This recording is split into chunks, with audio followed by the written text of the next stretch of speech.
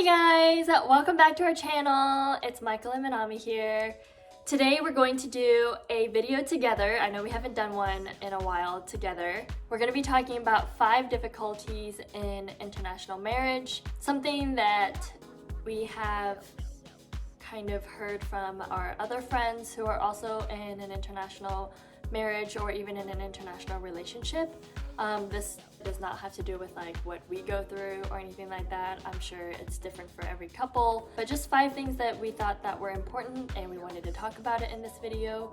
So yeah, that's what this video is going to be about. But before we get started, I want to show you guys this amazing product that Michael has been using to learn Japanese.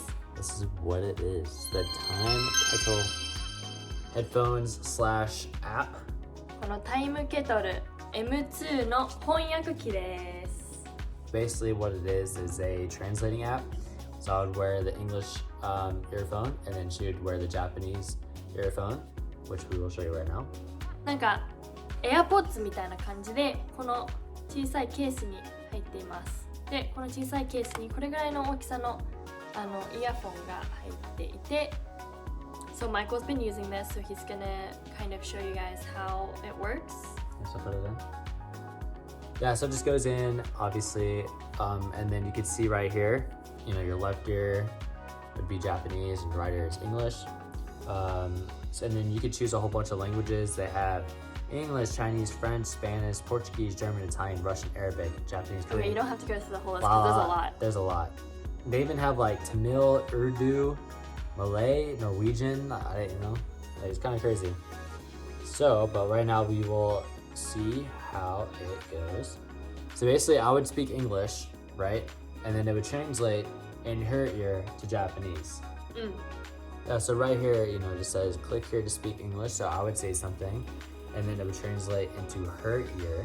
And then she can speak something in Japanese and then it would translate into English in my ear. So we will test it out.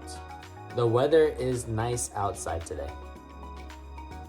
今日は外の天気がいいです。And then if she just wants to say something in Japanese, all you have to do is click the Japanese side and then she talks.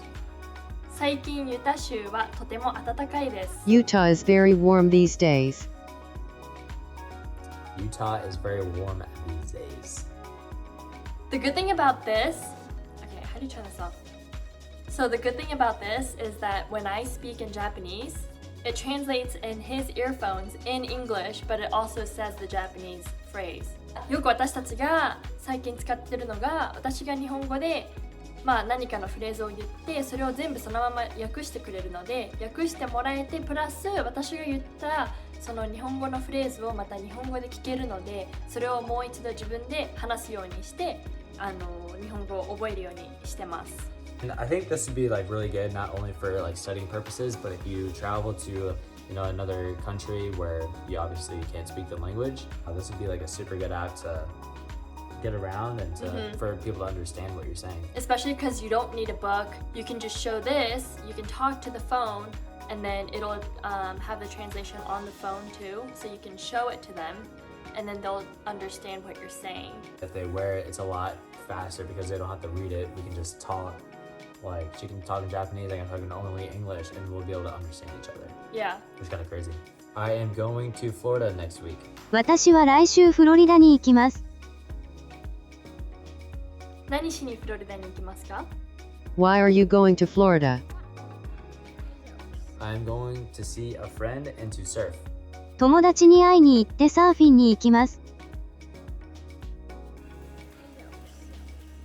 どれぐらいの期間行きますか? How long do you go? I will be gone for 5 days. 私は5日間いなくなります。楽しみですね。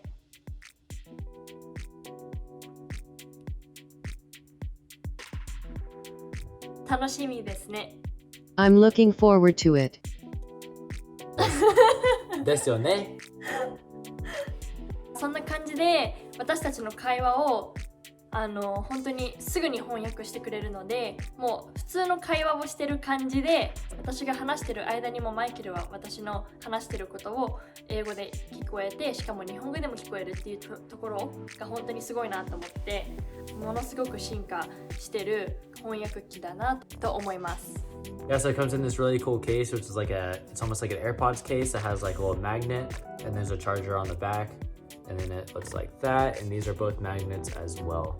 And then obviously just to connect it, it goes to your Bluetooth, so you just go to your Bluetooth settings and then connect it. It was really easy, and then open the app. The translations are pretty accurate, I would say. You know, obviously if it's like a really long sentence or kind of like really difficult, obviously it's not going to match up 100%, but for the most part, you know, you can understand, and it's I would say like 95%. Yeah, you just have to make sure you're speaking loud and clear, but it's really perfect for someone like him who's trying to learn Japanese, and I don't have to, you know, わざわざ訳す every time. I don't have to translate every single time. Yeah, or what I me. could do is I can pop one ear in when you're talking with your friends, and I can listen in, and they have no idea. Oh, that's actually I just realized that. You just realized that? That's actually a really good idea. And then another cool thing about these, the Timekettle, is it's not just a translating thing, but it's also like a legit headphone, and you can actually listen to music exactly like you would with like an AirPod, and you can double click and then it'll skip it, or you can tap and then it'll pause it or play. Yeah. So, like I said, it's not just translating, it's like an actual like earphone, and I think the sound quality is actually like pretty good. はい、そんな感じで、最近本当に私たちこれをすごく活躍していて、マイケルは本当に気に入って使ってるので、私がマイケルに日本語を勉強してもらいたい時に本当にこれすごく便利なので、もう毎日のように使ってます。そして一番最初の方に言った通り、これ40言語ぐらいあって、本当に必要な言語とか必ずあるし、これからもこれをマイケルに使ってもらって、少しでも日本語の勉強につながってくれたらなって思うので、本当に素敵な商品だなと思います。ということで、今回の動画の国際結婚、国際カップルの間で、大変なことだったりとか、苦労する部分っていうのを5つ私たちの間で考えたので、そちらをシェアしていきたいと思います。So before we get started, make sure you guys like this video and subscribe to our channel if you guys are new here. So the first one we have is language. Which could be solved. With language, I mean, obviously we don't have this problem because she's fluent in English, but I feel like if you can't talk in like that language very well, if you're arguing because you're so mad and so like emotional, I know a lot of fights happen and you're just getting like cursed out in like Japanese or something, or like Spanish or whatever, and the other person's just sitting there like, dude, I have no idea what you're saying. I think that could be a good thing it could be a good thing, but I mean, if you're trying to solve a problem in your guys' relationship, obviously language is super important to communicate what you're trying to, you know, what you want. いや、確かにその言語の壁って英語がそこまで流暢じゃない人とか、普通の会話はできるけど、例えば金銭的な問題とか、あとは子供ができた時のそういうコミュニケーションだったりとか、そういうちょっとした悩みとかをはっきりちゃんと伝えなきゃいけないっていうのが結構大変になってくるんじゃないかなって思うし、それが逆にストレスになったりとかするので、You know, language is a really important one, and I do see a lot of people around me who are also in an international relationship struggle with this.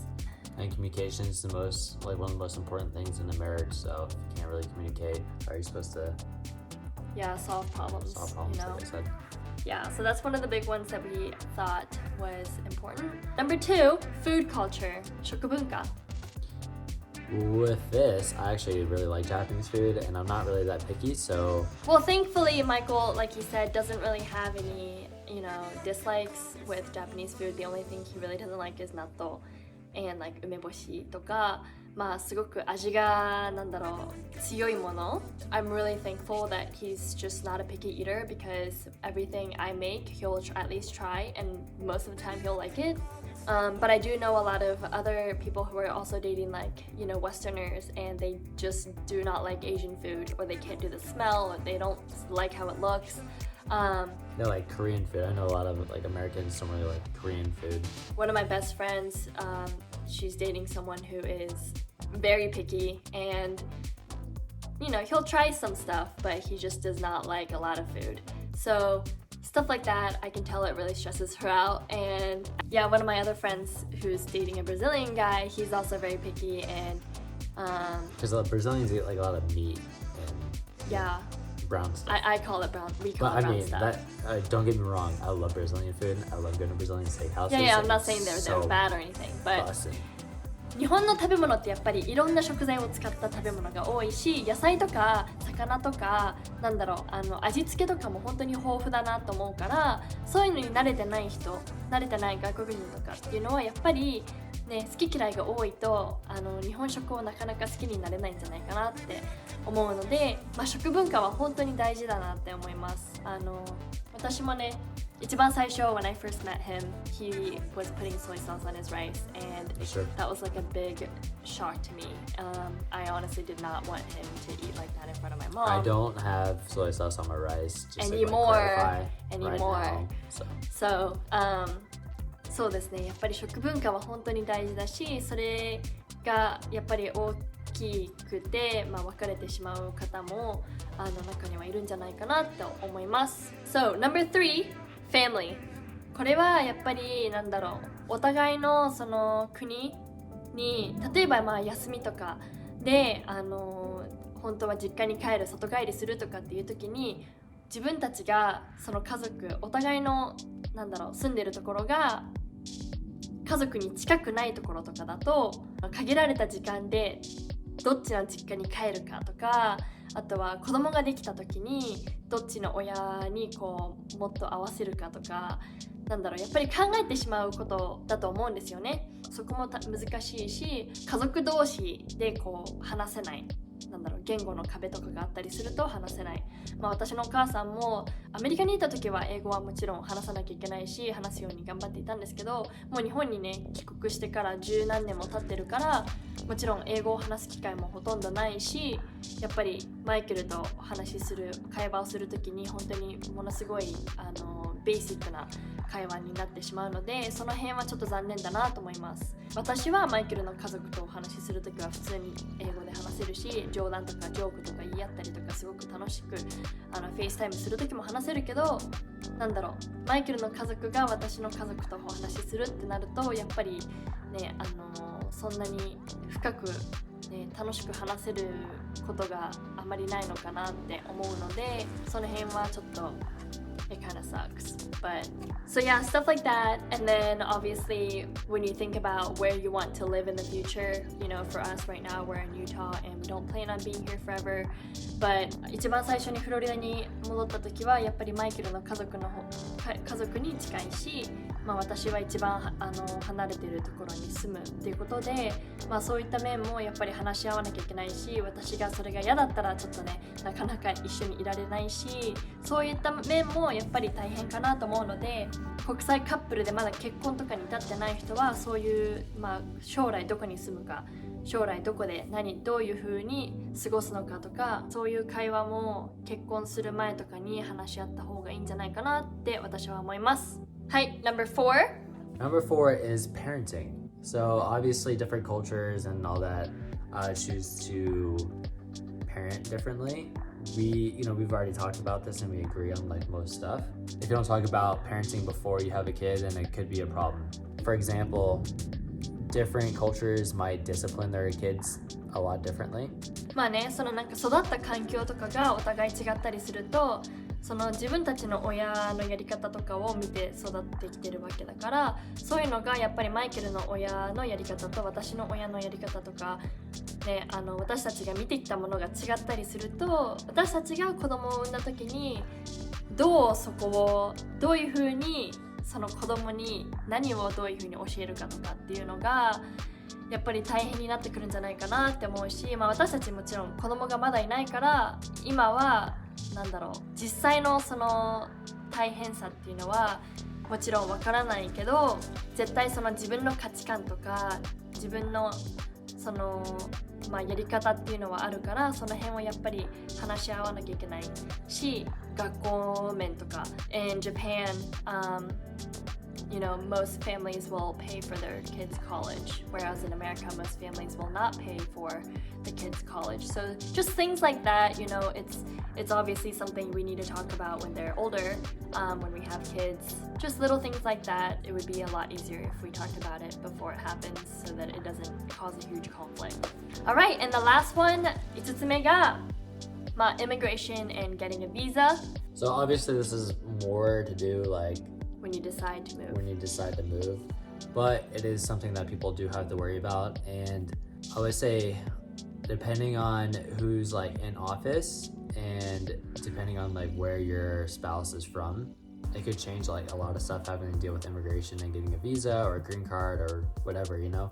So obviously Japan has a little bit more strict immigration than America does. If we try to live in Japan eventually, you know, it might be harder for me to get a citizenship. Yeah, you know, like a residency card. Yeah, and obviously since I don't speak Japanese as of yet, you know, it's as of yet, it's harder for me to, you know, get a visa.